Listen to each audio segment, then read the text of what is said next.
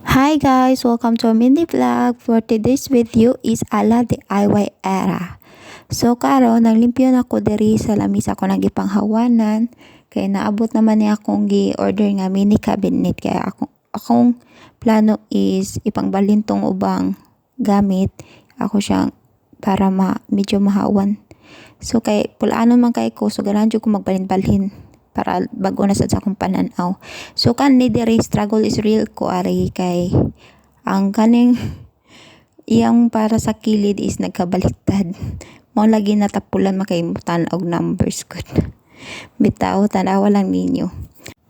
So makalihok-lihok rasad ko ani diri kay tulog ang akong gamay kay og malagmata patawan nagsamok-samok na sadto diri samot ko kadugay kuman.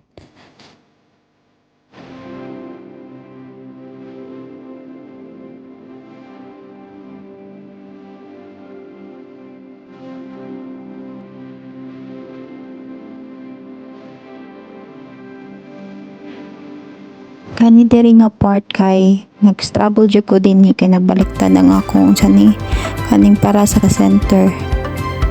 Kasi jud ko balik-balik tangtang balik tangtang. So ana lang until na porma ra pod siya.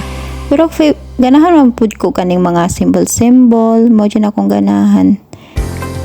Kanan katugay ang among mga gamit diri is pag palit is kailangan pa man siya is symbol.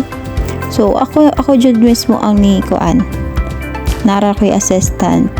Ako ra mismo ang tiga symbol. Ana mahilig man kog mga puzzle. Sa diri nga part is wala man tay martilyo. Ang gigamit na lang nako is kaning sa screwdriver. So makuan ra man pud siya kay nipis ra man ang iyang kaning ang iyang langsang ba nga para matapot tong para sa likod. So ana lang.